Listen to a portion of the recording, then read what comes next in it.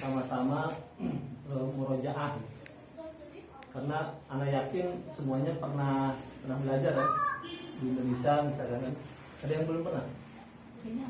Oh, ada yang belum pernah ya? Oh. Kayaknya ada. Kepedean. Karena biasanya di tingkatan alimin ya, aliyah itu ada pengurusan jenazah praktek. Akhwatillah yang dirahmati Allah Subhanahu wa taala, kalau kita sama-sama renungi kehidupan ini dan agama yang syamil ini kan agama yang sempurna ya. Allah Subhanahu wa taala mengatakan al-yauma akmaltu lakum dinakum. Oleh karena itu bentuk dari kesempurnaan agama ini bahwa Allah Subhanahu wa taala betul-betul tidak hanya memuliakan manusia ketika masih hidup, tetapi ketika sudah meninggal pun Allah Subhanahu wa taala tetap memuliakan. Itu bagi yang meninggal. Kemudian bagi kita juga Rasulullah SAW memerintahkan kepada kita untuk senantiasa mengingat kematiannya. Bahkan redaksi hadisnya bukan hanya menyuruh untuk mengingat, tetapi memperbanyak mengingat. Aksiru min dzikri hadimil ladzat, ya kan? Pernah dengar ya hadisnya? Aksiru min dzikri hadimil ladzat. Perbanyaklah mengingat sesuatu yang hadim, yang menghancurkan, yang memutuskan kelezatan-kelezatan di dunia. Apa itu? Al-maut. Jadi bukan hanya mengingat saja. Kalau mengingat itu ya udah saya mengingat saya akan mati atau si fulan mati, fulanah mati. Bukan hanya itu, tetapi aksir diperbanyak mengingat min dzikri hadimil ladzat. Kenapa? Karena hikmah dari mengingat kematian ini sangat banyak. Yang pertama itu kita akan mengingat asal muasal kita. Kadang orang suka terlena. Sebenarnya dia itu asalnya dari mana sih? Gitu. Kadang, nah ini orang misalkan rihlah ya, bepergian ke tempat yang sangat indah, mana misalkan Alek atau ke Hurghada. Ya kalau sehari 2 hari mungkin dia sadar akan pulang. Tapi kalau agak lama itu bisa jadi terlena. Dia merasa mungkin itulah tempat dia, padahal bukan. Nah kita juga sedang melaksanakan rihlah kan, rihlah ini, perjalanan kehidupan ini. Tetapi di dunia ini kita menyaksikan berbagai banyak kenikmatan, keindahan, sehingga kadang kita terlena. Ada yang merasa walaupun dia yakin bahwa dia akan mati, tetapi dia merasa bahwa dia itu akan hidup lama gitu. Padahal nggak tahu. Keyakinannya sih ya mati itu akan menjemput siapa saja, kemudian mati tidak kenal usia. Ya secara keyakinan kita semua fix gitu, clear semuanya. Tetapi realitanya kadang kita ini suka terlena.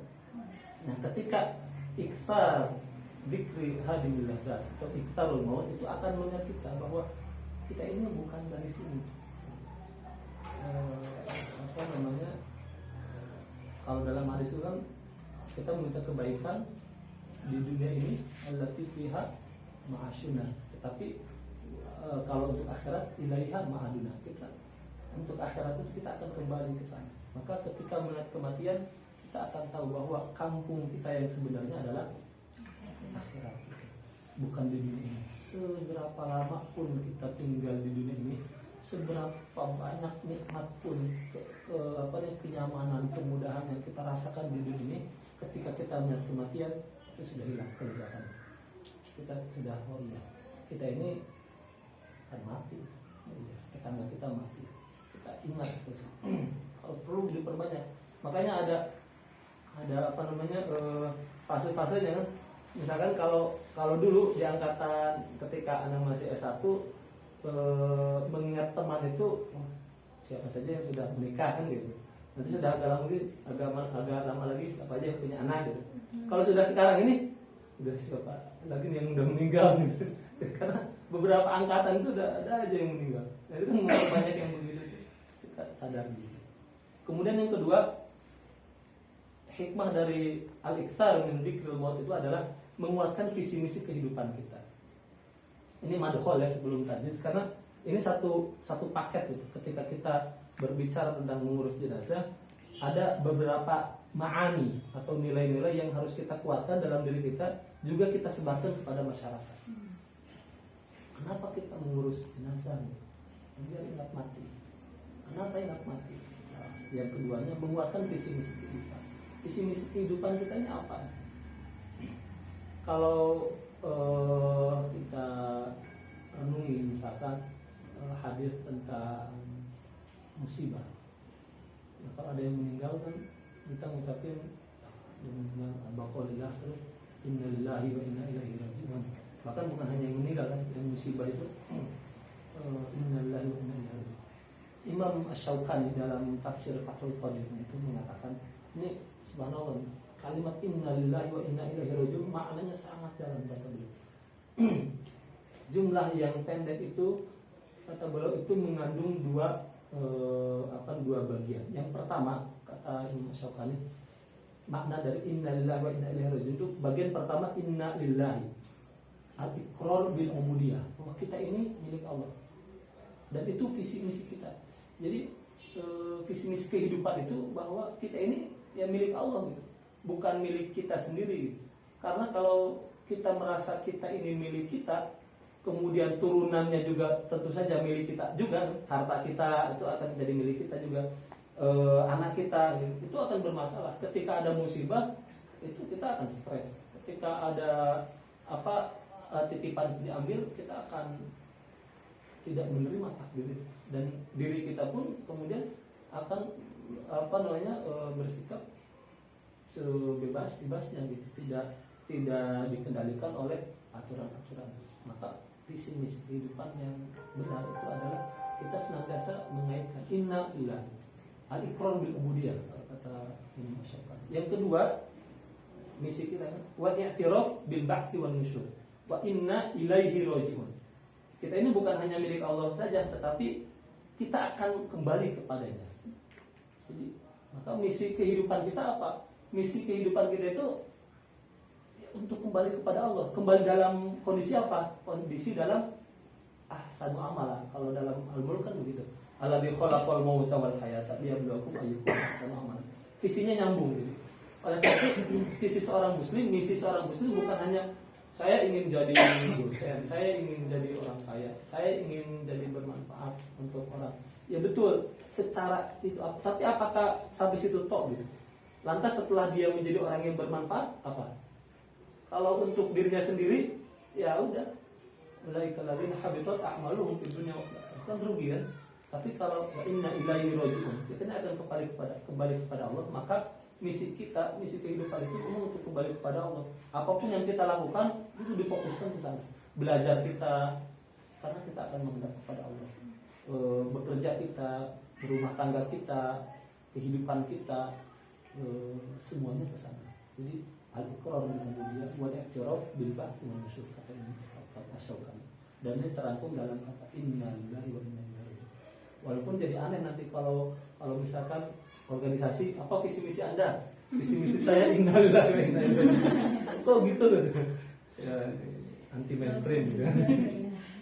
Tapi ketika di ini masyarakat dalam satu qadir mengatakan kalimat itu bukan sembarang ucapan saja, tapi itu memang ada dua hal yang menekankan kita ini untuk apa dan mau kemana hidupnya. Kemudian yang ketiga, hikmah dari mengingat kematian adalah akan meningkatkan produktivitas hidup kita. Kadang ada pemahaman yang mungkin kurang tepat di kalangan masyarakat kita. Ketika misalkan kita kumpul, habis itu obrolannya ramai gitu, tiba-tiba di tengah keseruan obrolan itu tiba-tiba ada yang ngebahas tentang kematian. Itu jadi ini mood ngobrolnya jadi hilang kan? Jadi diambil bahas gini gitu, kayak nggak ada bahas lagi. Justru padahal itu bahasan kematian itu adalah bahasan untuk meningkatkan produktivitas itu. Hubungannya dalam surah Al-Mulk itu kan gitu. Alladzi khalaqal mauta wal hayat. Allah menyebutkan mati dulu karena itu di situ intinya kan.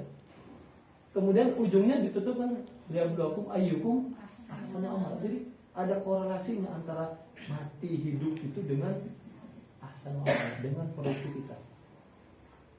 ketika orang mengingat mati kemudian jadi jadi nggak mau, jadi malas kerja, malas belajar, malas hidup, itu kholalnya bukan di mengingat kematiannya, dianya salah mengelola tadi.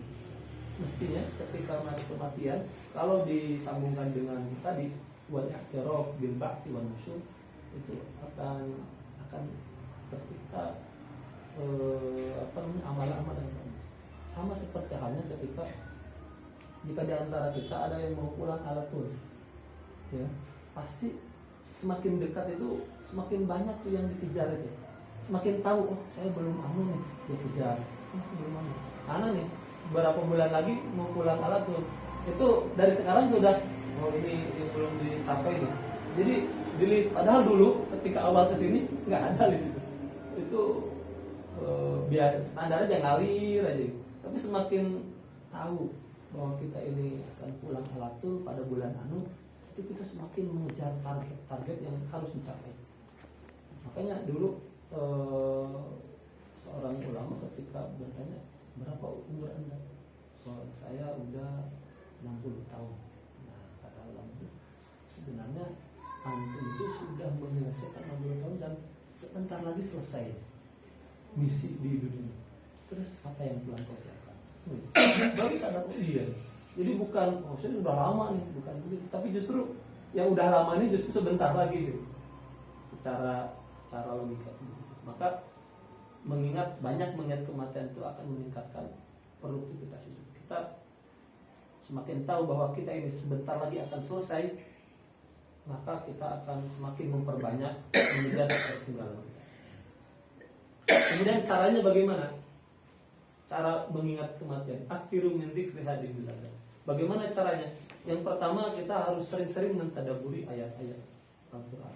Banyak tuh ayat-ayat wajah sakaratul maut atau kalla idza balagatit taraqi wa qila man raq, tafatis saku bisa, dan ayat-ayat yang mirip-mirip seperti itu kita tadabburi, insya Allah kita akan semakin memantapkan keyakinan kita, memantapkan amal kita tentang kematian yang sebenarnya dekat dengan kita. Kemudian juga mentafakuri kejadian-kejadian. Kalau ada yang meninggal, itu bukan hanya takziah dan ziarah, tapi kita renungi, kita tafakuri. Sekarang dia yang terbujur kaku, nanti kapan-kapan berarti giliran saya. Hidup ini bergilir saja. Itu kita tafakuri. Bisa sendiri-sendiri, bisa bareng-bareng. Kalau bareng-bareng berarti ya memperbanyak majelis-majelis seperti ini. Murojaah tentang tajhizul janazah, materi-materi itu bagian dari mentafakuri dan mentadaburi ayat-ayat Allah Subhanahu wa taala. Kemudian yang selanjutnya caranya itu adalah ziarah. Baik ziarah yang sakit ataupun takziah ataupun ziarah kubur. Itu memperbanyak. Kata Nabi Muhammad SAW, kuntu nahaitukum an ziyaratul kubur fal'an fazuruha. Dulu saya memang melarang untuk menziarahi kubur. Sekarang fazuruha, ziarah. Kenapa? Fa innaha tudzakkirukumul maut. Karena ziarah kubur itu akan mengingatkan kalian kepada kematian.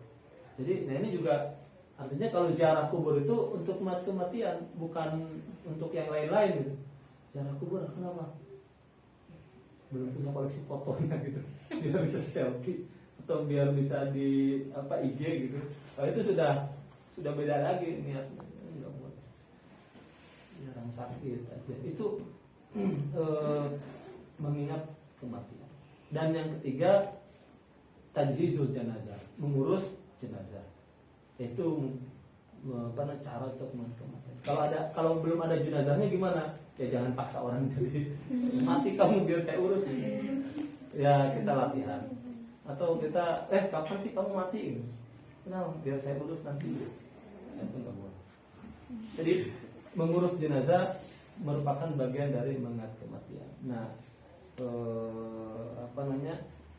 murojaah seperti ini juga bagian dari itu. Karena kita kalau kita baca hadis-hadis seperti ini, memang keutamaan mengurus jenazah itu masya Allah sangat banyak sekali.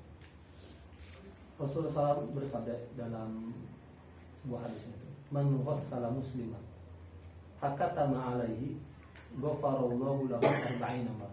Jadi kalau ada orang yang memandikan kemudian dia itu fakatama alaihi, dia tidak membuka apa yang dia lihat, apa yang dia saksikan, maka ghafarallahu 40 marrah. Allah akan ampuni berapa? 40 kali. Yang mengampuni Allah. Sebenarnya kalau diampuni sekali saja kan itu Masya Allah. Ini diampuni berkali-kali, bahkan sampai 40 kali. Dosa apa lagi yang tersisa? Tidak ada. Padahal simpel saja, hanya memandikan jenazah. Makanya kalau bisa ini yang hadir di sini semua itu punya komitmen bahwa saya akan memandikan, akan mengurus jenazah dalam hidup saya. Kenapa? Karena walaupun fardu kifayah, tetapi nanti akan kita bahas siapa yang berhak atau siapa sih yang berhak untuk mengurusi jenazah itu, kita akan bahas. Kalau kita tidak mau, lantas akan kita serahkan. Misalkan kalau ibu kita, kakak kita yang perempuan ya, atau anak kita yang perempuan, kalau tidak oleh yang paling berhak, maka ketika kita melakukan hal itu, fakata ma'alaihi, nah saat kedua, fakata ma'alaihi, kita juga tidak membuka, saya pernah mengurus jenazah si fulanah itu anunya begitu, kok aromanya atau nah itu nggak boleh. Fakata ma'alaihi ghafarallahu lahu 40 wa man hafarolahu, kemudian siapa yang menggalikan baginya kubur, fa'ajannahu ajra alaihi ka'ajri askanahu iyyahu ila yaumil qiyamah. Nah ini bagi penggali kubur. Nah, bukan di sini kan.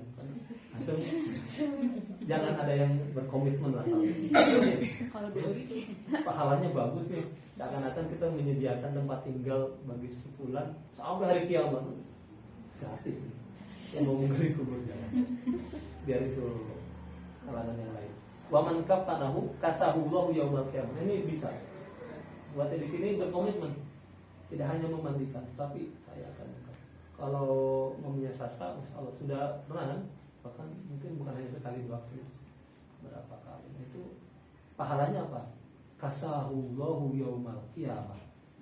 Allah sendiri yang akan memakaikan baju. Masya Allah. Kalau jenazah itu sama kita yang berlumuran dosa ini, yang kekurangan, kita sama Allah Subhanahu. Dan bukan sama kain kafan. Bukan sama kain kapan yang biasa dibeli di Tauhid Banur tapi min sundusin wa istabraqil jannah, dari bulu-bulu, dari sutra. Masya Allah. Kita sama sekarang ada yang punya sutra nggak? Ada yang punya sutra nggak? Nggak ada, mahal itu. Sama ada juga nggak mau beli bulu-bulu. Mahal buat apa gitu, nggak bisa dipakai. Nah ini di surga, dan itu bukan dari mal-mal biasa, itu langsung istabraqil jannah, dari surga. Masya Allah sekali. Padahal simpel, mengkafani saja, memakaikan kafan, tapi pahalanya luar biasa. Makanya dari sini itu harus punya komitmen. Walaupun hukumnya fardu kifayah, tapi pahalanya. Dalam hadis lain, man syahidal janazata hatta yusalla 'alaiha falahu qirat. Barang siapa yang menyaksikan jenazah sampai dia disolatkan, falahu qirat, maka baginya qirat.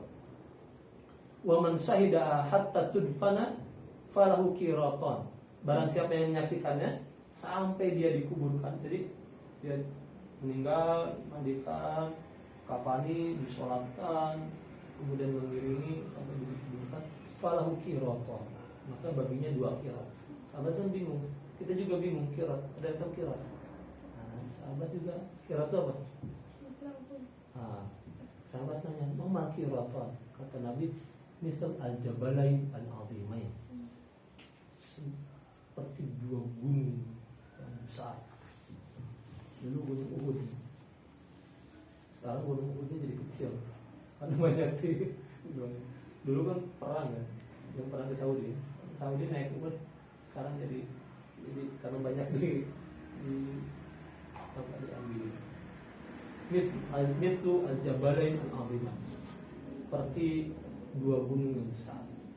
gunung yang besar bukan gunung batu, tapi gunung pahala. Masya Allah. Maka padahal cuman simpel begitu doang gitu. Kita saksikan jenazah, kita mandikan ke kafani, kita antar sampai kubur. Kita nggak ikut dikubur gitu. Kalau dia ikut dikubur kan berat gitu kan. Ya kayak iya gitu. Itu yang apa, hidup semati nggak ada itu. Hidupnya iya, sematinya iya, silakan aja gitu. Jadi kalau jihad fisabilillah kan sampai dikubur tuh perjuangan ya kan. Itu kan apa namanya, man kharaja fisabilillah itu kan. Kemudian lam yarji bisai kan. Dia tidak kembali dengan sesuatu apapun, artinya dia pergi berjihad sampai dikubur. Itu kan pahalanya memang besar, maka dia tidak akan dihisab oleh Allah Subhanahu wa taala karena dia dikubur. Kalau ini tidak ikut dikubur.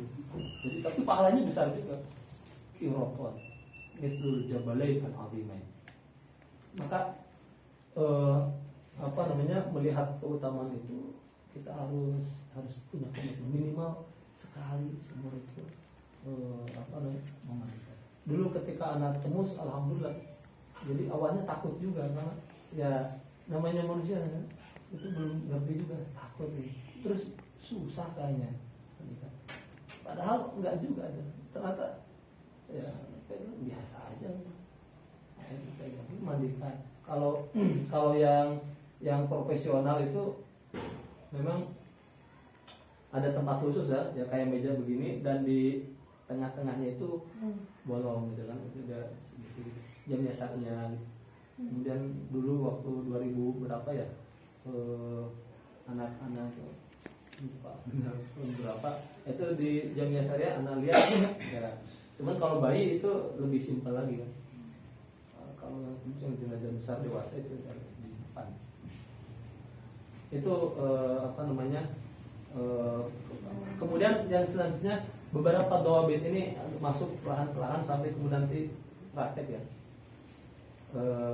Beberapa dawabit atau ketentuan yang harus diperhatikan dalam pengurusan jenazah. Yang pertama yang tidak boleh dilewatkan adalah al-amanah, bahwa orang yang mengurus jenazah itu harus orang yang amanah. Kalau kita mengurusi jenazah, kita memandikan jenazah, mengangkut jenazah, maka kita ini harus amanah. Amanah itu artinya seperti hadis yang tadi, fakatama alaihi. Apa syarat agar kita mendapatkan pengampunan dari Allah sebanyak 40 kali? Bukan hanya memandikan, tetapi fakatama alaihi. Kenapa? Karena bisa jadi ketika proses memandikan jenazah itu ada aja yang terlihat. Maksudnya bukan dari orangnya atau lainnya, tapi ya kejadian-kejadian yang mungkin dialami oleh jenazah itu. Maka tidak boleh sama sekali nihai, tidak boleh kita ceritakan bahwa oh iya si fulan itu saya yang memandikannya, itu ketika saya memandikannya itu terjadi begini atau itu jasadnya begini, tidak boleh. Bisa diceritakan untuk iktibar, tapi tidak boleh menyebutkan nama. Ya dulu saya pernah memandikan jenazah, tetapi ketika proses itu misalkan tercium aroma atau apa gitu kan, dan ternyata kehidupan sehari-harinya begini misalnya.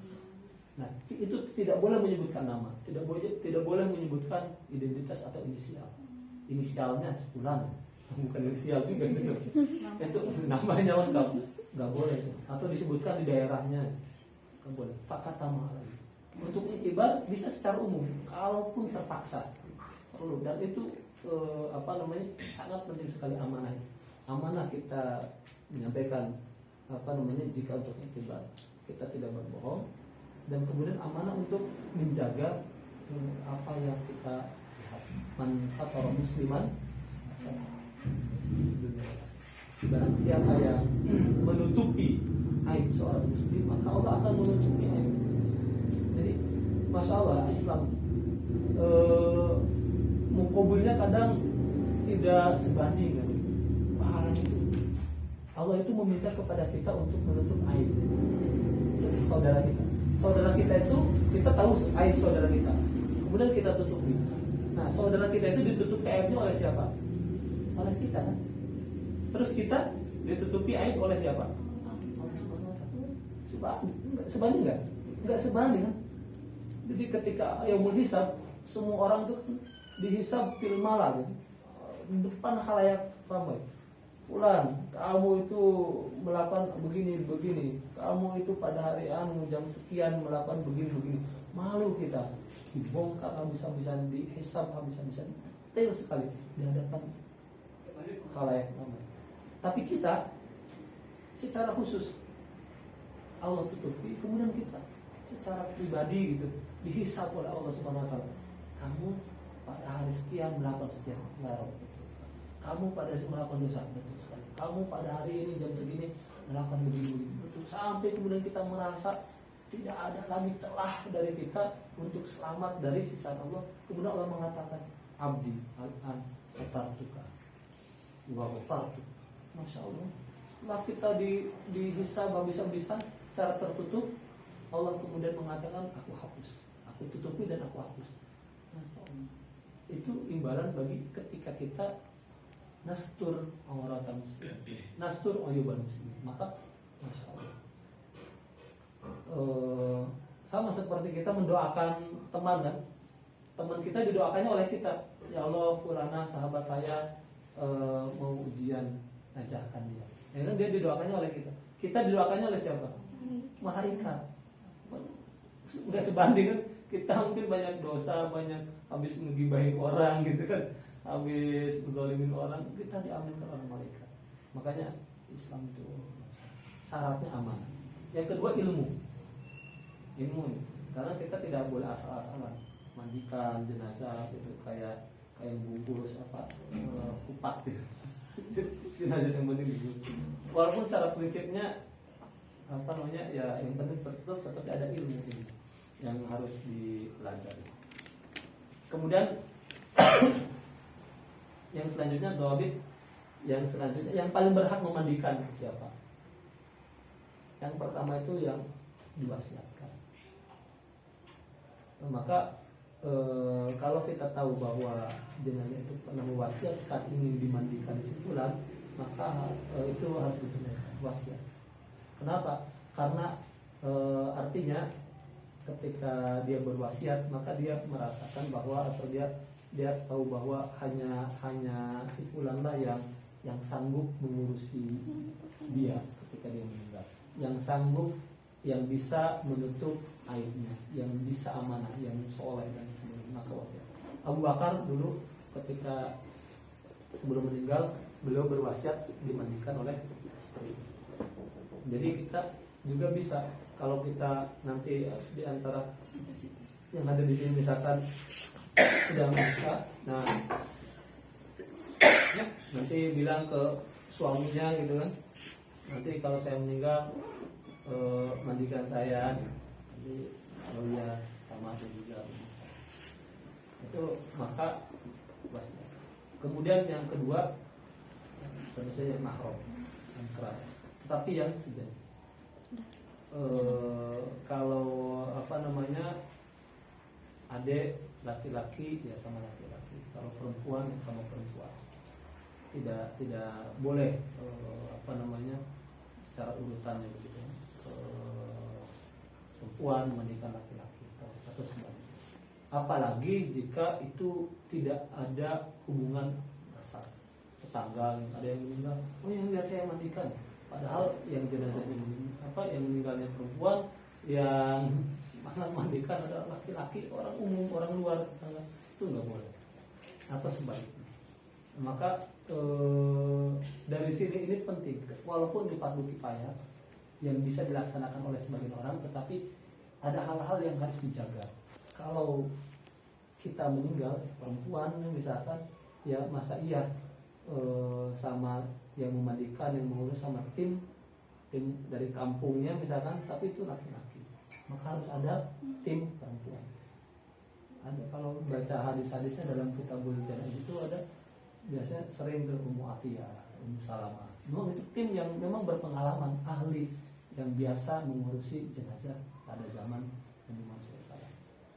Kalau yang laki-lakinya kayak Imam Ali gitu kan, sahabat Nabi, itu memang ada tim yang khusus bukan hanya laki-laki, tapi perempuan juga harus ada. Kenapa? Karena untuk menyelamatkan dan untuk menjaga hal-hal yang seperti tadi.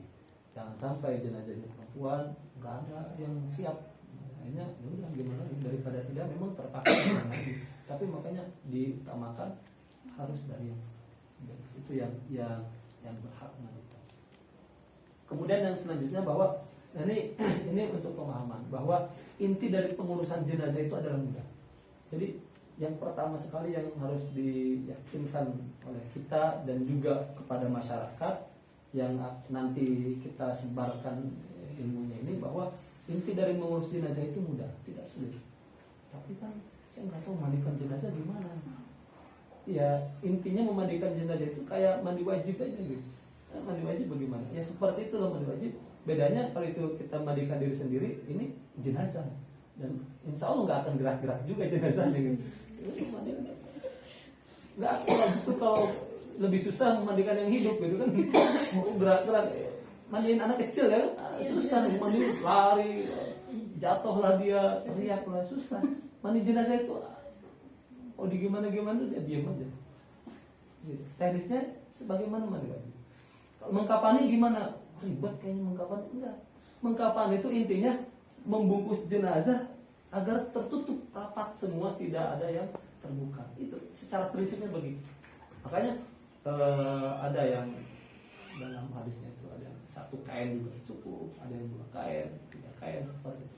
Intinya begitu. Cuma nanti kan ada yang sunnah, ada yang dianjurkan bagaimana afdal. Cuma intinya seperti itu, prinsipnya seperti itu. Jadi harus diyakinkan selama tidak menyalahi yang prinsip tadi, insya Allah sudah terpenuhi. Tinggal nanti dilengkapi biar afdal bagaimana yang sunnah-sunnah. Begitu ya. Jadi insya Allah mudah, tidak sulit. Cuman karena jarang dipraktekkan aja, jadi ragu juga gitu, karena tidak tiap hari ada yang meninggal dekat kita kan gitu. Kalaupun ada yang meninggal, tidak sama kita juga yang diurus gitu. Jadi agak ragu.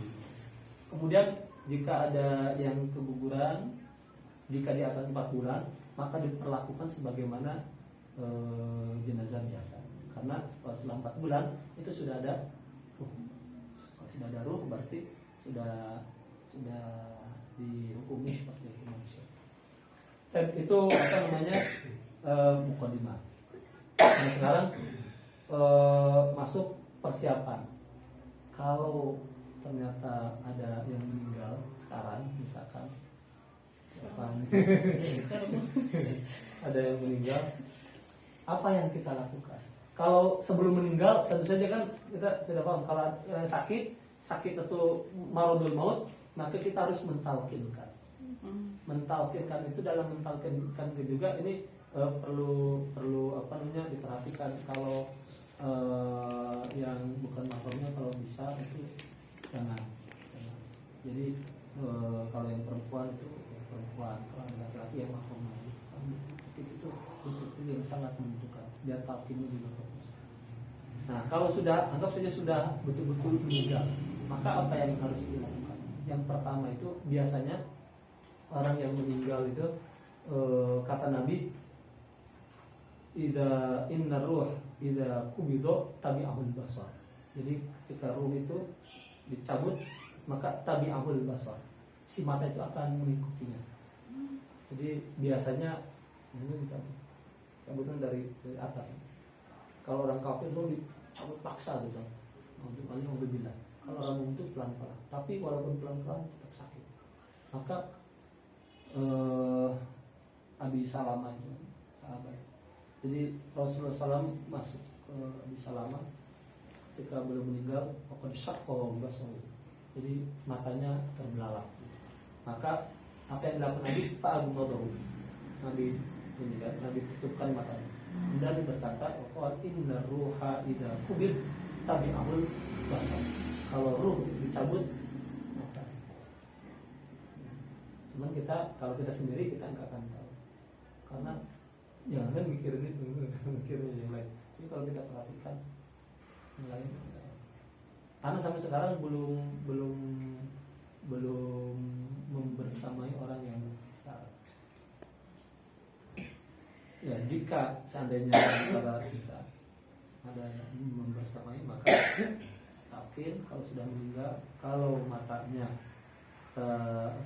ini ke atas, jangan dibiarkan. Dan ya biasa aja, inna ruh idza kubita bi Allah, semakin ditutupkan. Kemudian kadang si mulutnya juga karena kesakitan dia ekspresi orang sakit kan, itu sakit kan. Untung juga kalau sakit kan sakit nggak mungkin. Ya sakit ya dibuka mulutnya gitu. Namanya orang sakit ya. Lalu udah keburu meninggal, nggak ngatup lagi, jangan dibiarkan terbuka. Maka yang kedua, setelah ditutupkan mata, dagunya dikatupkan dagunya, mulutnya dikatupkan. Kalau masih terbuka lagi, katupkan lagi. Kalau masih terbuka, diikat. Kayaknya kadang suka pernah melihat diikat itu biar dagunya enggak. Kemudian kaki, lengan, persendian lain itu diluruskan. Kalau tepat bisa betis. Orang sakit kan, orang sakaratul maut itu kan seperti diiris dan sakit sekali. Itu yang namanya kesakitan, gerak kita. Sampai meninggal, posisi badan itu tidak bagus dipandang. Maka untuk menjaga kehormatannya dan untuk biar mudah diurus, maka kakinya itu diluruskan. Karena bisa jadi ada yang posisinya misalkan ke atas, ini nekuk atau rengkol gitu kan, maka diluruskan. Tangannya juga atau disedekapkan persendiannya. Kenapa? Karena kalau dibiarkan agak lama itu kaku. Kalau kaku itu susah, maka kasihan. Kakinya menekuk, dimandikannya susah, dikafannya susah, maka sebelum kaku itu dulu. Kemudian yang selanjutnya, menutup sekujur jasad si mayit dengan kain. Jadi kalau ada yang meninggal, jangan dibiarkan begitu gitu. Dengan bajunya dia udah terbuka gitu. Dia misalkan anak meninggal begini, lagi duduk, ada juga kan meninggal yang duduk. Jangan dibiarkan meninggal, dibiarkan, siapkan kapannya, siapkan airnya. Pas mau dimandiin ke aku gitu, kasihan. Jadi kalau ada meninggal duduk, dibaringkan, diluruskan kakinya, tangannya, gitu kan, semuanya, matanya ditutup, dagunya ditutup, diluruskan. Orang pakai baju biasa begini, jangan dibiarkan tergeletak begitu, maka Waalaikumsalam. Maka ditutup dengan kain sampai menutupi sekujur badannya. Rasulullah SAW ketika meninggal dulu, sujia Rasulullah SAW hina mata bitawbin barah. Ketika Rasul meninggal, Rasul itu ditutupi badannya dengan kain yang bercorak untuk menutupi jenazah ketika meninggal. Kalau mengikuti sunnah itu ya dengan kain yang bercorak. Di Misal kan banyak yang kain samping, kain batik begitu kan, tutupi. Ya kalau nggak ada ya gimana lagi, nggak apa-apa, kain apa saja, tapi ditutupi. Itu hadis muttafaqun alaih. Jadi minimalnya ada 4 ya kalau ada yang meninggal. Jadi kalau keluarga kita meninggal, itu tutupkan matanya. Kalau matanya terbelalak, dagunya dikatup, kakinya diluruskan. Kalau belum lurus, tangan dan persendian lainnya semuanya kemudian ditutup dengan kain. Udah seperti itu, untuk tahap persiapan sudah selesai. Nah baru saya itu nangis dan semuanya. Ya tadi sambil menutupkan mata itu sambil nangis sambil itu biasa. Kemudian tajhizul janazah itu satu paket. Jadi tajhizul janazah itu 4. 1 memandikan, 2 mengafani, 3 menyolatkan, 4 menguburkan. Itu hak mayit. Kalau sudah 4, maka itu sudah selesai pengurusan jenazah. Tidak boleh dilewati gitu. 1 dari 4 ini. Nah, yang pertama itu kalau sudah jenazah tadi kan sudah ditutupi, maka jangan meratapi, jangan kemudian apalagi menyesali, karena tidak akan mendatangkan apa-apa. Maka kita ya harus langsung. Ada yang menyiapkan kain kafannya, ada yang menyiapkan untuk peralatan mandi. Cuman siapa yang memandikan? Nah itu yang tadi, siapa aja yang mahram, ya kan, yang kerabat, kemudian yang amanah. Ada tahu itu kerabatnya misalkan, tapi kita tahu bahwa dia tuh ember juga gitu. Ya jangan, karena kasihan. Harus amanah, harus berintegritas. Kemudian mengurusnya itu harus dengan lembut. Kalau ada orang kan, ada juga orang berasa berusuh kasar, nggak boleh, harus lembut. Orang mayit itu walaupun dia sudah meninggal kan ruhnya sudah nggak ada, biasa saja, nggak juga, itu harus diperlakukan dengan lembut. Nah, untuk persiapan memandikannya ada perlengkapan. Apa saja perlengkapannya? Ya secara umum perlengkapan mandi ya, handuk gitu. Kalau untuk perempuan karena memang harus betul-betul dijaga, itu harus juga disediakan kain panjang agak tebal ya, kayak samping atau sih yang itu, tapi agak tebal, ada kalau di bahasa kita ya kayak samping gitu ya. Kalau tipis mungkin bisa 2, agak tebal, dan harus panjang menutupi untuk mandi, karena walaupun jenazah sudah meninggal begitu, tetap saja semua tubuhnya itu harus ditutupi ketika memandikan. Kemudian kapas ini penting untuk kotoran di sela-sela sendian atau lekukan tubuh yang harus menggunakan sesuatu yang lembut begitu kan. Kemudian sarung tangan itu penting. Waslap. Jadi bukan hanya sarung tangan, karena nanti kita dalam memandikan adabnya juga, kita tidak boleh menyentuh aurat yang mughalladhah itu. Walaupun sesama perempuan itu tidak boleh. Maka tidak boleh langsung ya, basyarah dengan basyarah, kulit dengan menyentuh kulit itu nggak boleh. Maka pakai sarung tangan. Kalau perlu untuk lebih ini pakai waslap. Jadi lebih terjaga. Kemudian gayung, gunting, sisir ini untuk menyisir nanti rambut. Kemudian ember 3. Kenapa 3? Karena kalau dalam hadis itu igsilnaha bina ilmasidri, mandikan jenazah itu dengan air dan sidr. Kemudian waj'al akhiraha kafuron, dan jadikan yang terakhirnya itu dengan kafur. Kafur ini ya, kapur barus. Jadi dengan air, dengan sidr atau daun bidara, atau kalau nggak ada sabun biasa, sabun yang wangi-wangi itu, sabun terus air, maka ada 3 ember. Jadi ember sabun, daun bidara gitu, di Indonesia sudah ada daun bidara, sabun, kemudian air bersih, air biasa, yang ketiga air yang dicampur dengan kapur barus. Nah, itu 3. Kenapa dengan kapur barus? Kamper ya? Karena untuk lebih mengawetkan jasad, kemudian untuk menjaga jasad jenazah dari serangga-serangga.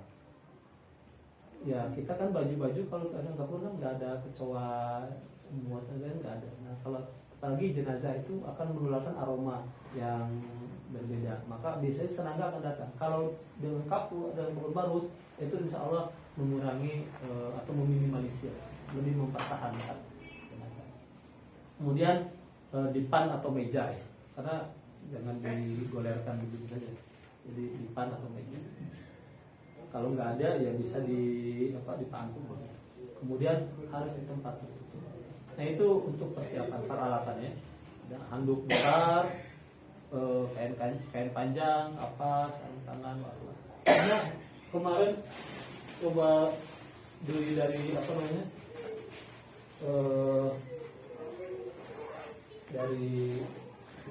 memang kalau di sini sudah lengkap. Jadi ada kapas, ada kalau di sini kan untuk gosoknya ada begini kan. Oh, dari sananya? Iya, di satu paket. Jadi satu paket. Kalau di Indonesia ada juga yang paket gitu, Ada juga yang beli kain meteran.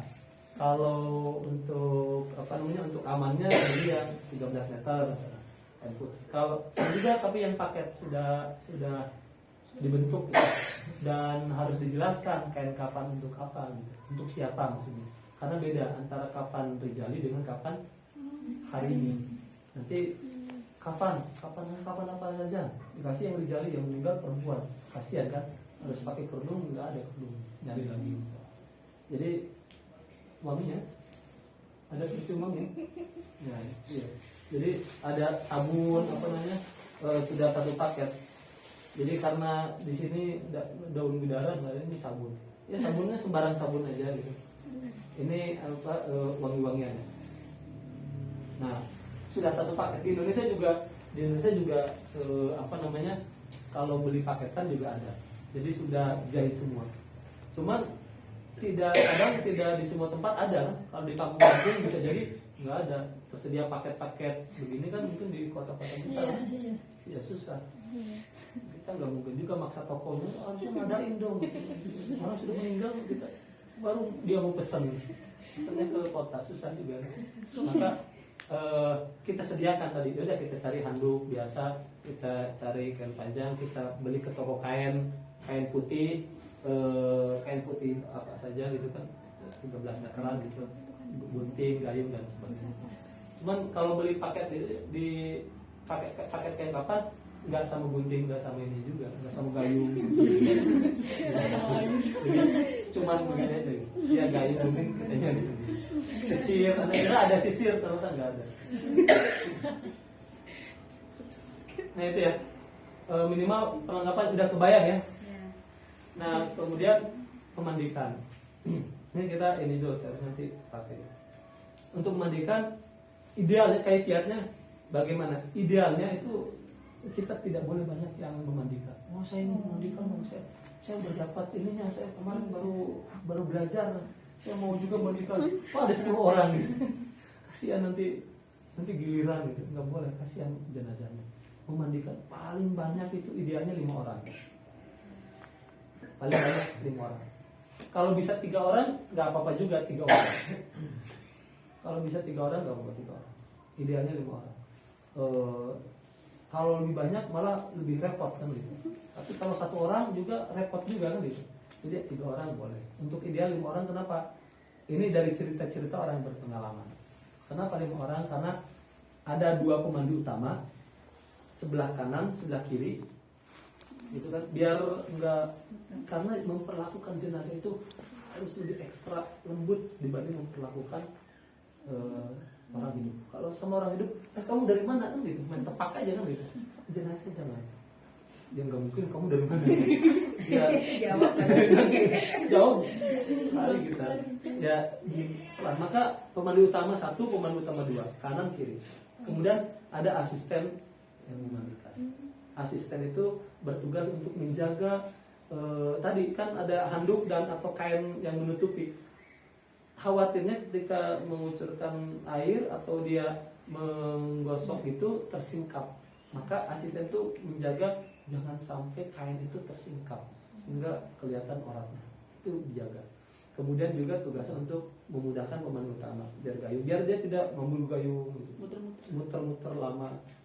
Jadi ini juga kerja kolektif, kerja tim. Nah satu lagi yang kelima itu tugasnya untuk suppliernya.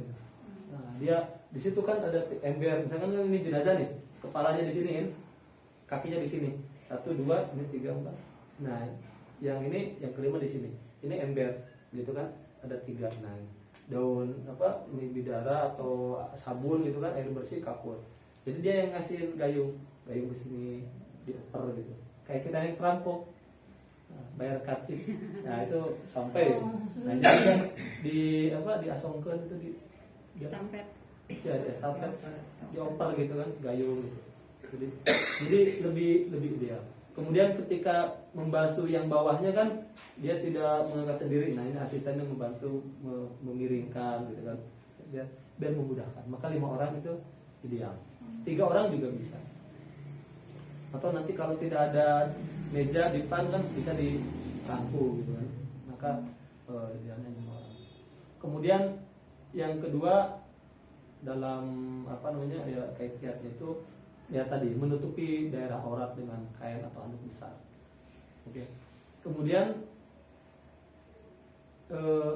jadi kalau ada jenazah itu ada tisu.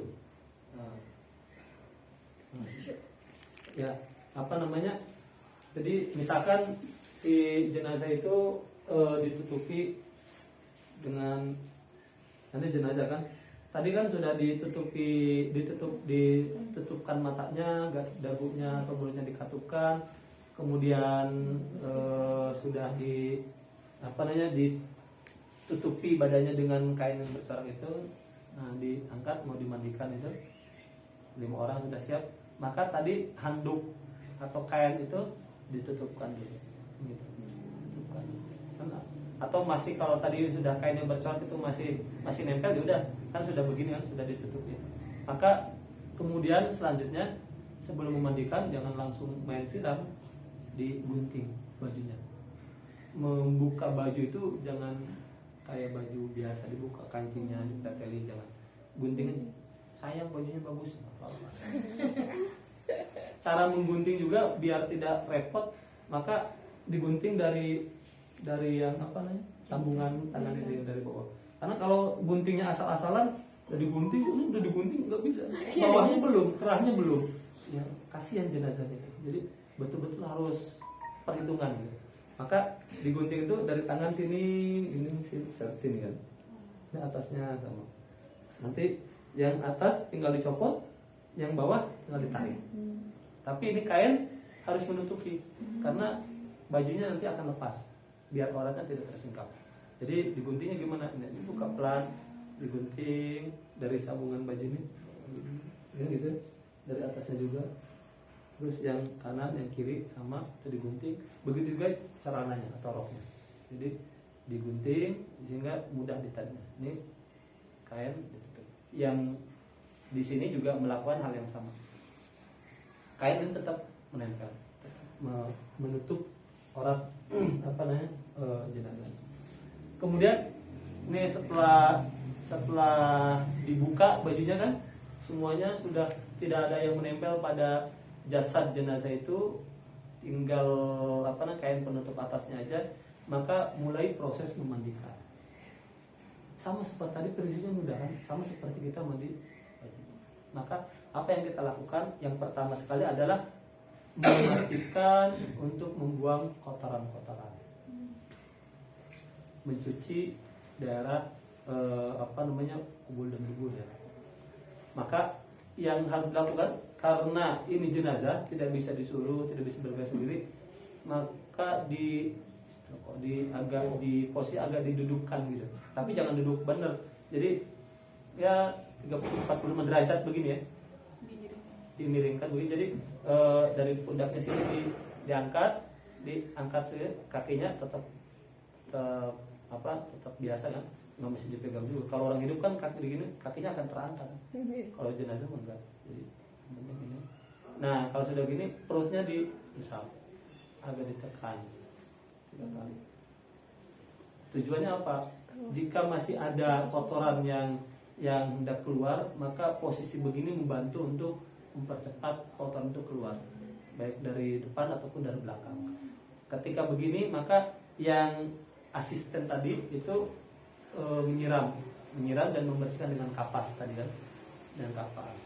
Tadi sudah buang plastik sampah, terus jika masih belum bersih, ya depan dan belakang itu diurut lagi. Gitu.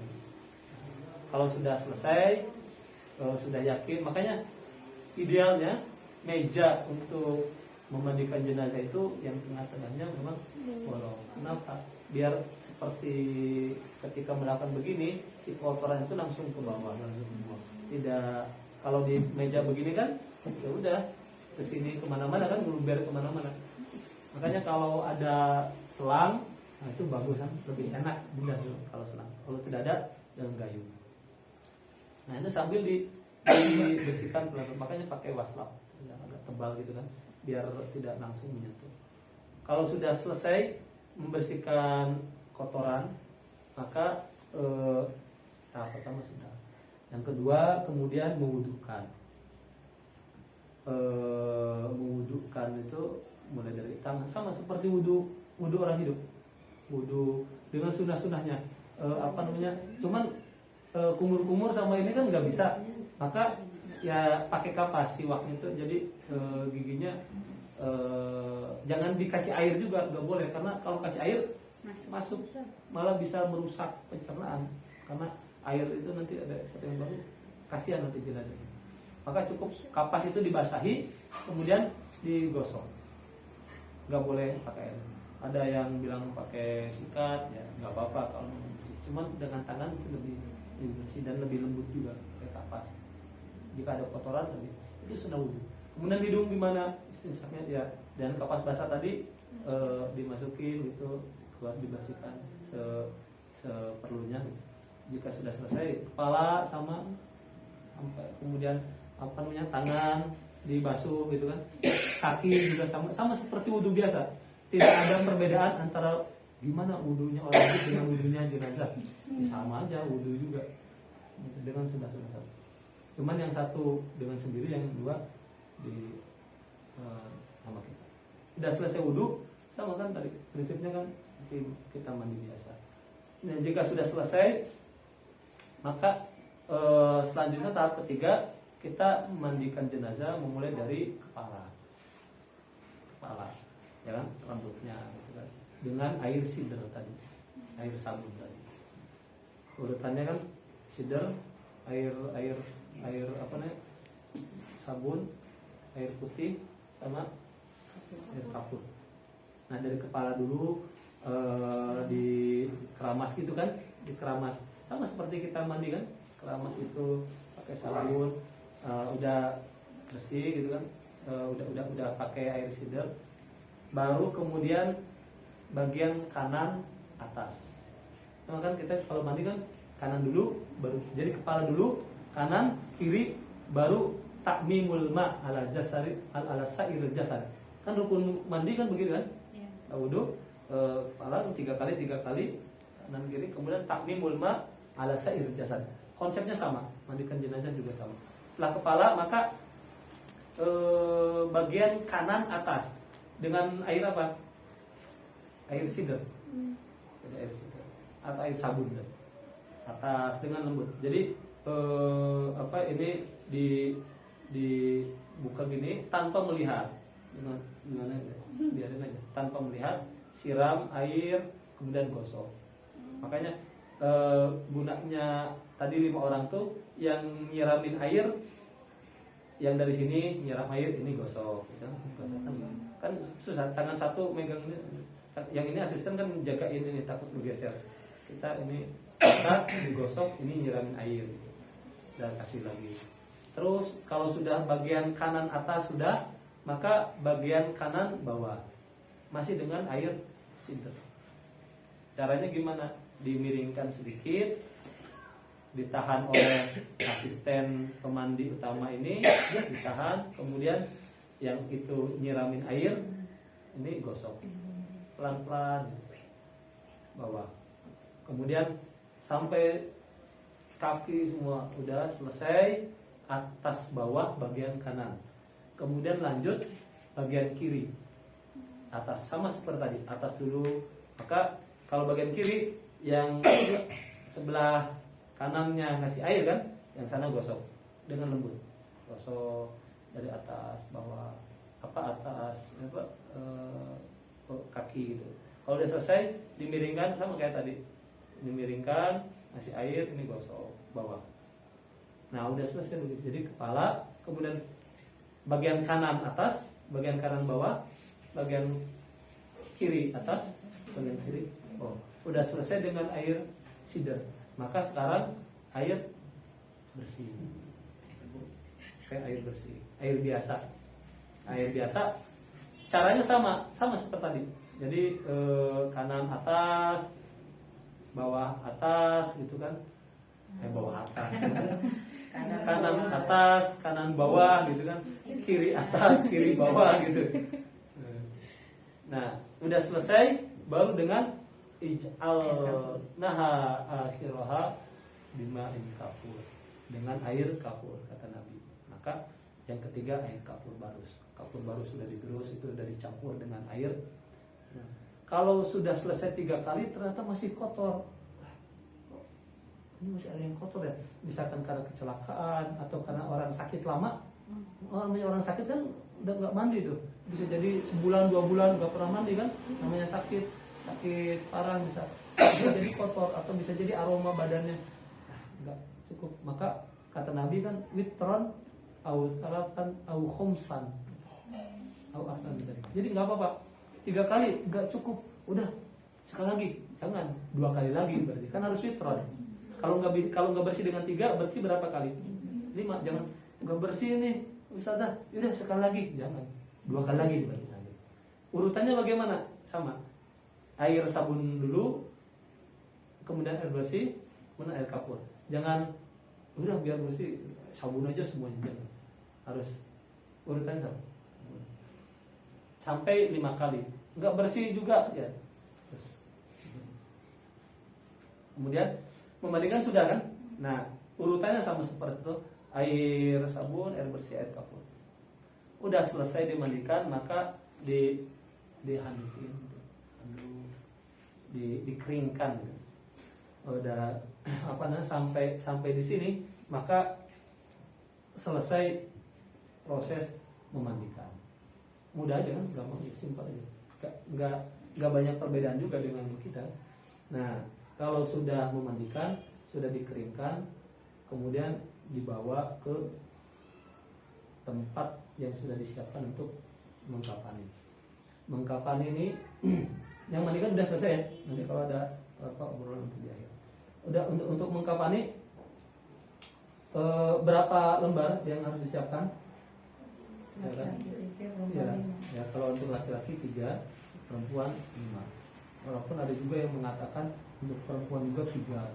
Tapi yang afdalnya 5, karena Nabi dalam hadis Abu Dawudnya mengatakan untuk perempuan ada khimar, ada izar gitu kan. Ada sarungnya, dan ada nifaq 2. Maka untuk perempuan ini 5. Kemudian kalau beli paket begini, ini enak, udah langsung jahit. Kalau belum, maka kita beli, belum kita ukur. Kalau di Indonesia katanya, Anda belum pernah beli kain kafan di Indonesia. Cuman beberapa yang menyampaikan ukurannya kecil gitu. Kalau yang paket itu jadi, makanya kalau di Indonesia nggak ditumpuk. Kalau di sini kain kafannya kan cukup ditumpuk ya. Apalagi yang kecil ya. Ini kan ini lapis 1, ini lapis 2, udah ditumpuk aja begini, ya selesai. Kan gitu. Karena kecil, karena lebarnya kecil, maka disilang. Jadi disilang. Nah, jadi disilang sehingga semakin lebar kan. Kalau ditumpuk begini nggak nutup dia, maka disilang begini, ya kan, ketemu ini ketemu di ujung sini. Yang ketiganya baru di tengah-tengah.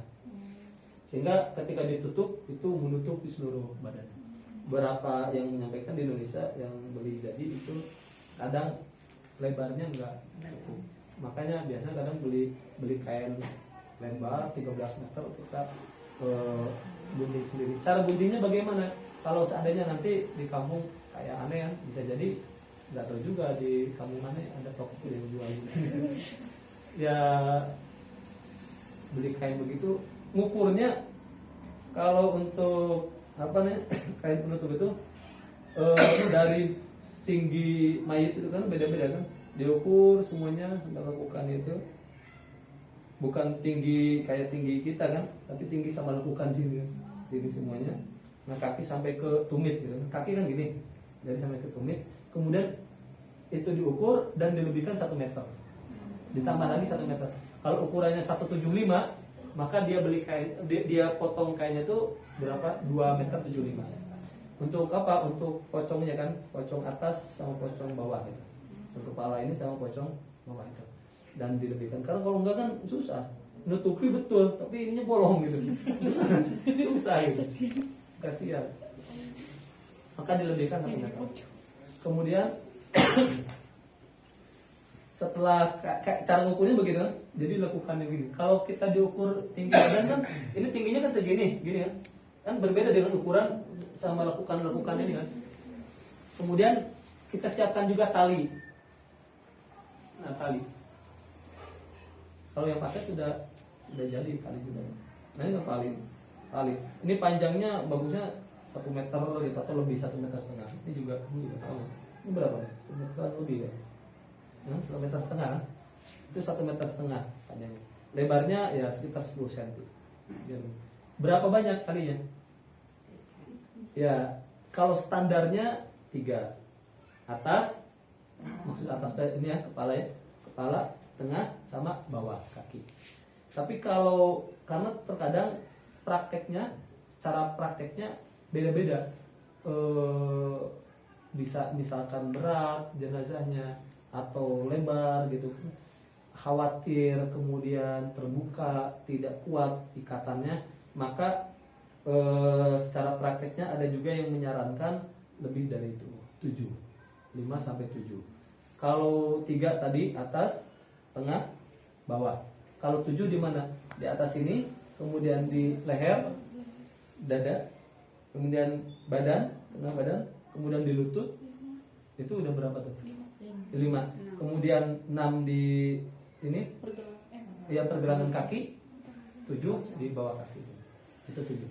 Itu tali itu untuk apa? Ya, untuk menguatkan ini kain kapan biar tidak koyak. Apalagi kalau kain kapannya kayak tadi nggak lebar gitu kan, maka kalau geser-geser diangkat malah kebuka gitu kan, kasihan. Kalau lebih banyak itu lebih bagus. Jadi bisa 3, bisa 5 atau 7. Itu untuk talinya. Ini bebas saja disesuaikan. Kemudian kalau untuk perempuan, nah ini pakai kerudung. Ini khusus. Kalau kerudung sekitar 90 cm, ya kan, panjangnya, lebarnya menyesuaikan kain kan. Ini diletakkan di atas. Kemudian kalau di Mesir kerudung ada ya, nanti. Kemudian ini kan khusus perempuan kan, perlu baju gamis atau baju kurung. Ukur baju gamis bagaimana? 2 kali pundak sampai lutut. Dari pundak sampai lutut diukur kali 2. Itu. Kenapa kali 2? Karena kan depan belakang. Jadi kali 2. Jadi gini. Nah, ini kalau apa namanya? Nah, gitu. Kalau dari pundak sampai lutut itu kan segini ukurannya. Pundak sampai lutut segini. Kita motong kainnya kali 2. Nah, kali 2. Gitu. Jadi kali 2 nanti dilipat. Nah, ini ukuran pundak sampai lutut. Kemudian setelah diukur, ininya nanti digunting tengahnya itu. Nanti digunting. Sekitar 10 cm. Gunting, ya kan? Digunting gini kan. Ya kan? Jadi untuk apa? Leher, apa kepalanya? Jadi kan kepalanya. Jadi bikin kerahnya, caranya ya di apa namanya? Tadi itu pundak lutut bagi 2 kan, dilipat ini, gunting sekitar 10 cm, jangan kegedean juga longgaran atau jangan kekecilan. Kurang 10 cm itu kalau dibukakan 2 jadi 20 cm cukup kan. Nah, maka ini masukkan untuk leher, nanti ditaruh di ampal. Itu apa namanya, untuk bikin baju kurungnya. Kemudian yang ketiga sarungnya ya, sarungnya lebar badan aja. Karena kan sarung untuk melipat itu, maka lebar badan itu kali 2,5. Karena atas bawah sama untuk melipat ya kan. Jadi lebar badannya berapa ini kan beda-beda tiap jenazah. Maka jangan sampai kekecilan. Kalau kelonggaran bagaimana? Enggak apa-apa. Lebih bagus. Jadi jangan sampai kekecilan. Maka lebar badan kali 2. Nah, itu apa namanya? Untuk jenazahnya. Kemudian nanti ini kan dilapis nih, 1 kan ada 2. Oh iya ada 2. Nah, ini 1 kan, ini 2. Kemudian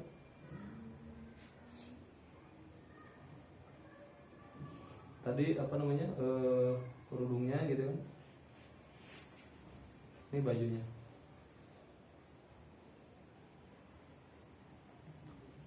Bajunya berarti dibagi gini. Nah, kepalanya kan di sini. Terus apa namanya, sarungnya tadi di sini. Sarungnya, nah ini sarungnya misalkan. Nah ini sarungnya taruh di sini. Nanti lagi. Nah jenazah ditaruhkan di sini. Maka tadi kan jenazah kan di sini kan masih ditutupi kain kan. Maka biasanya kadang ibu jarinya biar nempel gitu kan, kakinya biar apa? Biar nempel terus. Kadang ibu jarinya diikat gitu kan. Jadi biar tidak gimana diikat. Kemudian sebelum semua bagusnya sebelum diletakkan bisa juga ditaburi baik itu apa kapur tadi, pur barus, biar tidak banyak untuk serangga tadi, pur barus. Nah setelah diletakkan maka yang perlu dilakukan yang pertama sekali menutup lubang-lubang jenazah dengan kapas dan sudah dikasih wangi-wangian juga. Apa namanya, telinga itu kan, hidung. Kemudian ada juga yang bilang setiap lakukan atau persendiannya itu silakan saja, enggak ada masalah. Cuman yang penting itu yang prinsip adalah lubang-lubang biar tidak keluar kotoran dan sebagainya. Maka jika untuk telinga, untuk hidung bisa dengan kapas, untuk yang lubang untuk apa namanya, kubul dan duburnya seperti apa, biasanya dibuatkan semacam popok, semacam pampers gitu. Dari apa? Ya kapas. Makanya kapasnya jangan cuma satu, nggak cukup, harus banyak. Dan dibuat nanti kalau ini kapas itu kan bisa juga, kadang juga ada kapas dan ada kain untuk menyimpan kapasnya juga nggak apa-apa, bisa aja taruh di sini itu untuk kapas, untuk pokok apa namanya, bisa berupa kainnya juga, kain kemudian kapas. Nah sudah ditutup lubangnya, ini dipopokkan gitu. Dan yang lubangnya itu kan disimpan dulu dengan kapas, biar tidak keluar. Kalau terus keluar kotoran bagaimana? Ya dipadatkan aja. Udah selesai maka kemudian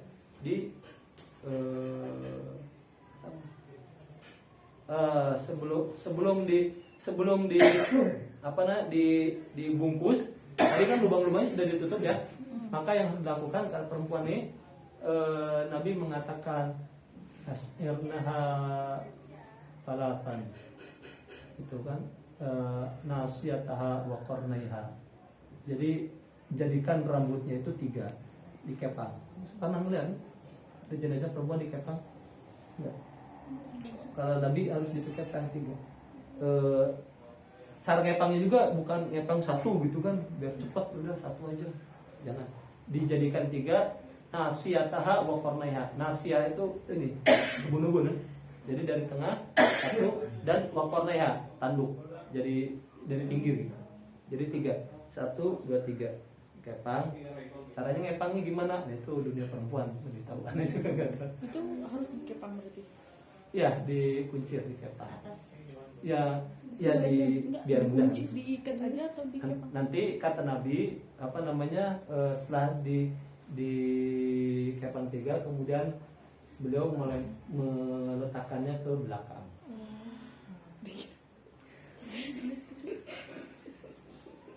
Ya, jadi nggak diikut ke atas, jadi susah. Ya. Jadi kata para sahabat itu Ummu Atiyah yang memberikan sang putri Nabi, fadofarna sya'roha thalathata qurun, 3 tanduk di atas dari nasiyah itu, karena kata Nabi nasiyataha wa qarnaiha. Kemudian walqainaha khalfaha, setelah dikepang 3 itu, dikuncir 3 itu ditaruh di belakang. Nah setelah dikepang 3 baru kemudian dipakaikan kain kafannya. Gimana? Itu tadi pakai kerudung. Biasanya kadang untuk kerudung di beberapa tempat itu dipakaikan dalemannya, ciputnya itu. Ya bisa juga nggak apa-apa, boleh nggak? Ya nggak apa-apa kalau memang untuk merapikan. Karena prinsipnya kata Nabi itu dalam hadisnya untuk kain kafan tuh perbaguslah kafan. Jadi perbagus. Ya gimana ya teknisnya bisa beda-beda. Maka biasa pakai ciput. Ya yang penting jangan pakai ciput beneran kan. Jadi dari kapas. Jadi makanya suka di kepala itu ada kapas gitu kan, yang meninggal itu kayak sorban gini kan, tapi di kapas gitu. Nah itu kalau perempuan untuk ciputnya. Jadi dililitin kapas, baru kemudian si ininya kerudungnya dipakaikan. Ini gamisnya ditutupkan, masuk kan, kemudian sarunya dulu, sarunya dimasukkan, kemudian gamisnya dimasukkan, kemudian dilipat. Cara melipat tangannya bagaimana? Menjulur apa sedekap? Itu ulama beda. Intinya tidak ada keterangan yang khusus. Boleh dijulurkan, boleh sedekap. Tapi kembali kepada kebiasaan. Kalau di kita memang sedekap, maka disedekapkan lebih utama juga. Cuman sedekapnya itu harus seperti sholat. Jangan dibalik juga begini atau jangan begini. Bahaya.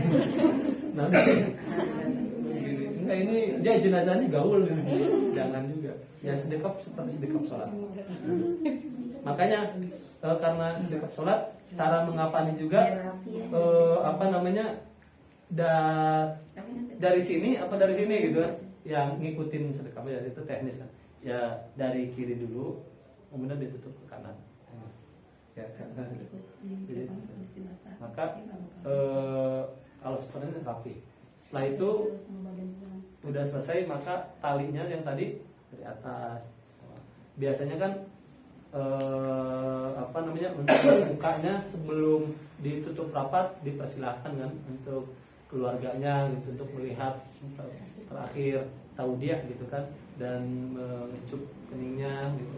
Harus untuk perpisahan yang terakhir ya dipersilahkan sebelum kemudian ditutup dan tidak dibuka. Itu mengkafani, intinya prinsipnya seperti tadi, harus tertutup seluruh badan, tidak boleh ada yang terbuka. Lantainya sampai tadi. Agak kebayang ya. Kemudian udah selesai semua, maka selanjutnya sholat jenazah. Sholat jenazah ini kita sampai 3 saja, menguburkan enggak kan? Jangan, kita sampai 3 saja. Walaupun tajhizul jenazah itu yang 4, jadi sampai 3. Posisi jenazah pria, kepala mayitnya sejajar dengan yang sholatkan. Nah, kita kalau perempuan, maka bagian tengah, perutnya berarti kan, perutnya. Kalau ini jenazah, ini kepala, maka imam di sini. Kalau laki-laki, ini kepala, seperti itu. Maka imam di sini. Kemudian kapan mensolatkannya? Ya bebas, kapan saja. Yang penting sesegera mungkin. Karena kata Nabi kan asri'u, harus disegerakan jenazah itu, pengurusan jenazah itu. Fa in taqu sholihah fa khairun tuqaddimunaha. Wa in taqu syarran fa in taqu ghairu dzalik fa syarrun tad'unaha an biqabikum. Qabatikum. Jika dia baik, maka jika dia soleh, maka itu telah menyegerakan kebaikan. Jika dia tidak soleh, maka itu sebuah syar yang kalian lepaskan dari pundak kalian. Cuman ada waktu-waktu yang tidak boleh, seperti waktu ketika terbit matahari sampai kemudian mataharinya agak meninggi. Ya tunggu sebentar, paling 5 atau 10 menitan. Atau ketika matahari tepat di atas, itu tidak boleh juga. Tunggu sampai agak tergelincir mataharinya, tergelincir matahari. Atau ketika terbenam matahari, hampir terbenam, jangan, nggak lama, tunggu aja dulu sebentar, paling 10 menit. Dan maghrib, sambil sholat maghrib dulu, makanya kan maghrib baru sholat jenazah. Selain itu maka bebas. Nabi kan pernah ada kejadian ada yang meninggal malam gitu kan. Dan Nabi tidak dikasih tahu besoknya. Kenapa tidak dikabari? Kata Nabi, kata sahabat, udah malam, takut mengganggu. Nah, ternyata nggak apa-apa. Jadi harus disegerakan. Cuman 3 waktu itu yang dihindari, ditunggu sekitar 10 menitan, 15 menit. Kemudian sholat jenazahnya bagaimana? Ini kan sudah ma'ruf ya. 4 takbirat, 4 takbir. Takbir pertama Al-Fatihah. Doanya bagaimana? Sebenarnya bebas doanya. Cuman ada beberapa doa yang diajarkan oleh Nabi Muhammad SAW. Ya, takbir pertama itu Al-Fatihah, takbir kedua sholawat Ibrahimiyah, ya sholawat kamilah itu kan, seperti tasyahud itu. Kemudian takbir ketiga untuk doa jenazah atau doa yang mayit, seperti yang kita sudah pelajari bersama ya. Allahumma ighfir laha warhamha wa'afiha wa'fu anha wa qina nuzulaha sampai selesai. Kalau anak kecil bagaimana? Baik itu laki atau perempuan ya, Allahumma ja'alhu lana faratan wa salafan wa ajran. Karena anak kecil kan enggak punya dosa. Allahumma ighfir laha, enggak punya dosa. Baru berumur 1 tahun. Jadi Allahumma ja'alhu lana wasalakan wajar, dikembalikan kepada orang tuanya, jadi kebaikan bagi orang tuanya, bagi kami, jadi ajron, jadi farotan. Kemudian takbir keempat, doa untuk kita semua. Allahumma la tahrimna ajrah wa la taftinna ba'da, gitu kan. Allahumma ighfir li hayyina wa mayyitina wa saghirina wa kabirina wa dzakarina wa untana wa syahidina wa ghaibina sampai selesai. Itu 4 takbir. Kemudian setelah selesai, boleh nggak sholat jenazahnya beberapa kali? Boleh juga. Saya udah sholatnya, saya mau sholat lagi, nggak apa-apa. Diulang nggak apa-apa. Jadi itu untuk sholat jenazah. Selesai sholat jenazah, maka hak kita udah selesai terhadap jenazah, dan setelah itu kemudian siap-siap untuk dikuburkan. Jika kita selesai sampai situ, maka falahu qiroton, setelah mendapatkan pahala sebesar 2 jabalain azimain, 2 gunung yang besar. Jika kita yang memandikannya tadi, maka ghafarallahu laha arba'ina marratan, selama 40 kali. Nah, sampai situ sudah selesai tajhizul jenazah. Prinsipnya harus diingat bahwa mudah. Kemudian yang kedua, walaupun ini fardu kifayah seperti tadi, namun karena yang lebih utama mengurus jenazah itu adalah kerabatnya, maka ilmu ini harus disebarkan ke masyarakat. Kalau bisa setiap keluarga itu tahu dan paham tentang mengurus jenazah. Kenapa? Jika ada di antara kerabatnya, keluarganya, keluarga terdekatnya yang meninggal dunia, maka dia lebih aula untuk memandikan. Jika istrinya meninggal, maka dia sebagai seorang suami lebih berhak memandikan. Atau jika ada anaknya perempuan yang meninggal, maka sebagai ibunya itu lebih berhak memandikan dan lebih afdol juga. Itu terakhir kali mengurus, sebelum, jangan diserahkan. Karena kita lebih menjaga, sebagaimana kita jaga ketika hidup, maka kita juga yang jaga ketika dia meninggal. Maka oleh karena itu walaupun fardu kifayah tetap, tapi bagus jika disebarkan ke masyarakat. Ibu-ibu juga kalau bisa harus banyak, karena banyak juga yang meninggal dari kalangan ibu-ibu kan. Penghuni dunia ini kan kebanyakannya perempuan juga. Jadi persentase meninggalnya juga lebih banyak kan perempuan. Bisa jadi, jangan sampai nggak ada tenaga tim perempuan sehingga yang laki-laki yang turun tangannya kita hindari, sehingga tetap terjaga auratnya, tetap terjaga akhlaknya dan adab-adabnya terhadap jenazah juga bisa ditunaikan. Walau alam itu secara teori ya. Nah, selanjutnya secara praktiknya gimana? Ada yang ini kan dulu diobrolkan dulu atau tanya dulu atau langsung kita praktek sebentar gimana? Ini gimana MC-nya? Semuanya tidak. Atau panitianya gimana? Kalau ada pertanyaan. Kalau nggak ada, biar kita langsung. Ustaz, itu kalau misalkan perempuan kan rambutnya dikepang. Nah, nanti dia diikat nggak satu ujungnya? Diikat jadi satu atau gimana? Enggak kan, nanti kan dijalin gitu kan. Nah, ujungnya itu diikat atau langsung dikebelakangin aja?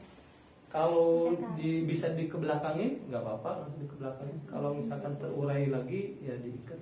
Pakai kafan, kayak kafan. Bisa, iya bisa. Itu kan hal-hal yang teknis itu apa namanya di lapangan tidak ada secara khusus ketentuannya sehingga bisa disesuaikan dengan kondisi itu. Sama seperti halnya dalam memakai kerudung. Nanti kalau geser-geser gimana? Maka ada yang mengatakan dia pakai peniti misalnya ikat ya, untuk mengikat gitu kan. Ada juga yang jangan peniti kasihan. Ada di Indonesia kerudung itu sudah jahis. Kerudung kemudian ini kerudung. Dobrokan. Nah ujungnya dibolongin kasih benang sehingga nanti kalau sudah dipakaikan seret ditarik nutup dia. Nah kan itu teknis. Jadi mengikat. Jadi langsung enggak kalau geser-geser enggak kebuka lagi. Sama seperti halnya rambut.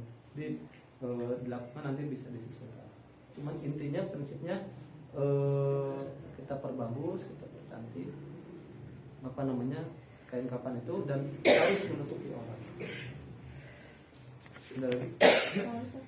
Kan tadi ketika jenazah dimandikan, apakah kan ditutupi kan ya tadi sama kain? Apakah laki-laki sama perempuan itu sama? Kan auratnya kan berbeda kan? Tapi apakah pas dimandikan ditutupnya juga sama gitu? Laki-laki setengah atau seluruhnya juga sama seperti perempuan? Kalau laki-laki karena auratnya berbeda maka si asisten ini memegang begini aja. Sarah ila rukbatai. Begini. Jadi cuman kayaknya handuknya harus tebal kan. Jadi cukup yang laki-laki itu yang aurat mughaladahnya aja. Tidak. Terus kemudian kalau misalnya didudukan terus kemudian kotorannya terus mengalir misalnya dari belakang, terus kita kan usapkan ya agar keluar kotorannya. Tapi kalau misalnya nggak selesai, apa boleh kita tekan atau kita tunggu aja? Ya itu kan diusap-usap tuh sambil nekan lembut ya. Itu diusap-usap nekan lembut.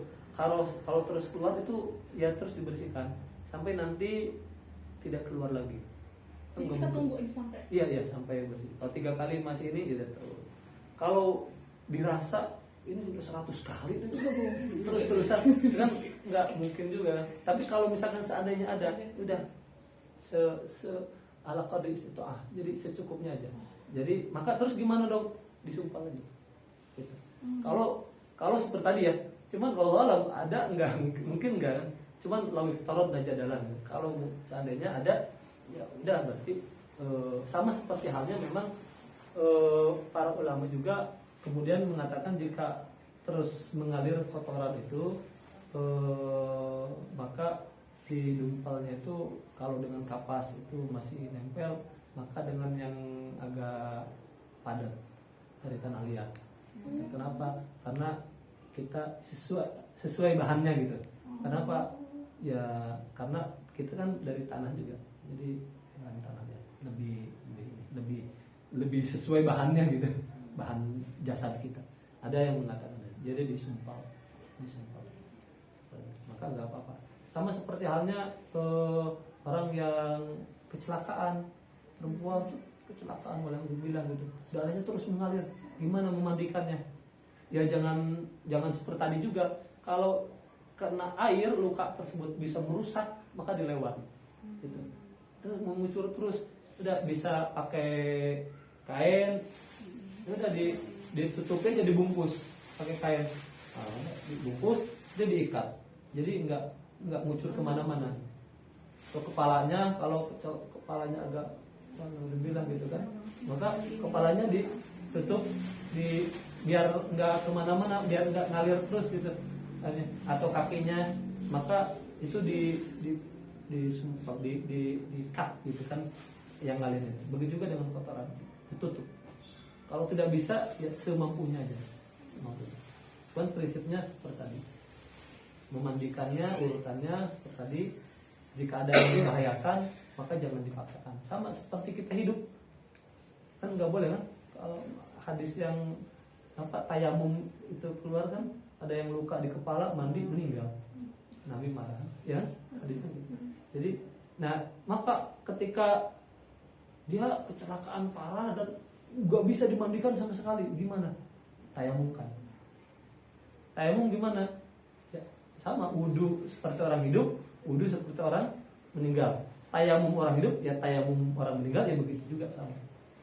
Ya, dengan apa debu. Kita yang basuhkan berarti ya Ustaz. Hah? Kita yang basuhkan. Iya jenazah kan nggak bisa sendiri. Kan bisa jadi tangannya digerakkan. Tangannya digerakkan. Ayo, kamu usap ya. Gitu. Nanti jangan siksa aku lagi. Bisa juga. Ya, kita yang usap. Nanti pas kita aku gimana? Jadi kita tayamum kan. Gitu ya. Kalau tidak bisa dimandikan itu karena kondisi kerusakan dan sebagainya kita tayamum. Ada lagi? Secara naklinya ada warna tertentu kalau buat kain. Ya, disunahkan yang putih karena hadis-hadis umum gitu kan. Afdhul setiap itu kan warna putih. Makanya kayak hari Jumat, hari ini bagus warna putih.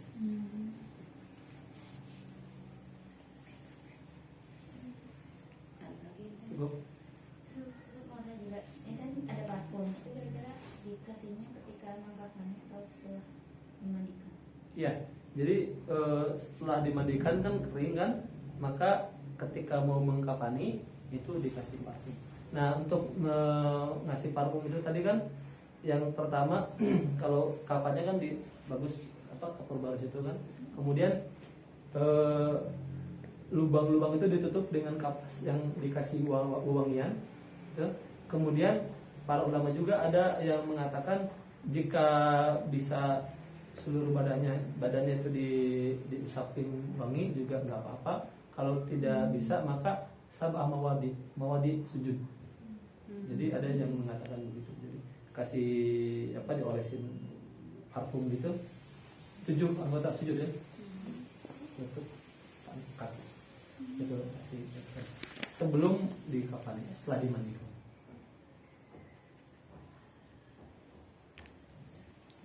Ada mana lagi? Lanjut ke Cukup praktek aja. kita gelar ini. Iya. Berarti abis dimandikan itu dihandukin mayatnya. Oh iya, biar tidak basah-basah. Tadi kan dikeringkan. Nah kan tadi ditutup kain seluruh badan itu secara ibadahnya gimana? Ya, jadi kan nanti ini kan kain yang udah basah nih, udah mablul jiddan kan. Nah, maka nanti jangan diangkat dulu kan, ini taruh kain yang kedua yang kering. Ini tarik yang bawah. Kemudian dikeringkan. Biar tidak basah. Karena makanya nanti kain kafannya juga nggak boleh yang tipis gitu. Kemudian parfum itu bagusnya nggak boleh yang berwarna gitu, karena nanti atau nanti menimbulkan nanti mencetak juga kalau basah itu kan, kalau kebanyakan nanti nggak boleh lakukan jadi kita menjaga. Kalau yang mandiin suaminya misalkan, apa nggak perlu kain lagi atau tetap perlu? Iya, pakai kain karena sendiri itu susah. Nggak bisa. Dan yang apa? Jika pun seandainya terpaksa melihat aurat itu nggak boleh siapapun kan kecuali suami. Anak kan nggak boleh melihat, maka harus pakai kain kan. Jadi, karena suami sama anaknya, kalau kita keluarga nggak boleh. Jadi pakai kain. Dan untuk menjaga kehormatan jenazah. Ada lagi? Cukup? Cukup ya? Oke. Ya, teorinya udah. Seprofaran. Apa? Teorinya sudah. Nanti nggak, jangan minta bantuan ini di gelar aja. Ya, sudah.